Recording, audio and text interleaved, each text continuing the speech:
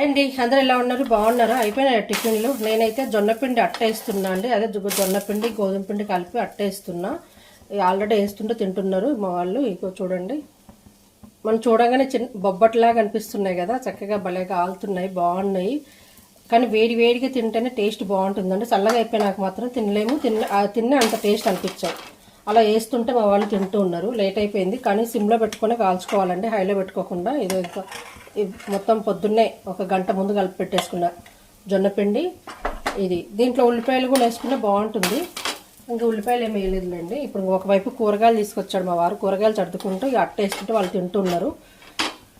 రండి, కూరగాయలు కూడా ఏం తెచ్చారో చూపిస్తా.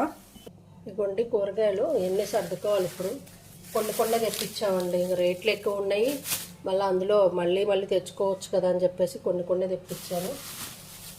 బీన్స్ పావు కేజీ, గోడ్చిక్కుడు వంకాయ, బంగాళదుంప దొండకాయ, ఇంకా పచ్చిమిర్చి, బీరకాయలు. మా వారి ఫేవరెట్ కాకరకాయ అన్నమాట. నాకైతే వంకాయ అండి, ఇంకా దాని గురించి నేను ఏం తినను.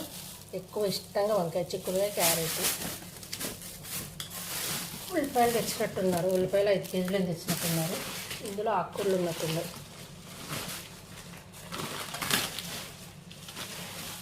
కొత్తిమీర, కరివేపాకు, ఫ్రూట్స్, పుచ్చకాయ.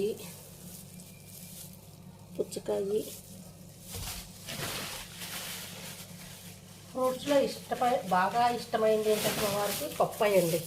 బీభత్సంగా తెచ్చుకుంటాడు పప్పాయి, చాలా ఇష్టం అన్నమాట.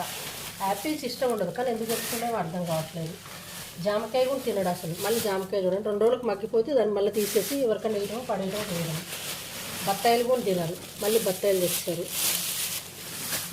బత్తాయిలు ఏంటి కొన్ని తెచ్చారు. ఇయ్యబ్బా మా కూరలు.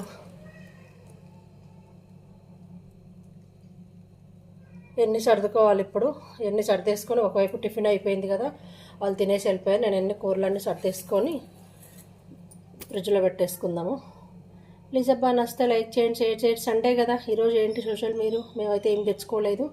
ఈ కూరగాయలు తెచ్చారుగా, చూసుకొని ఏం కర్రీ వండాలో ఆలోచించి చేస్తాను. నెక్స్ట్ వీడియోలో చూపిస్తాను. ప్లీజ్ నచ్చితే లైక్ చేయండి అబ్బా.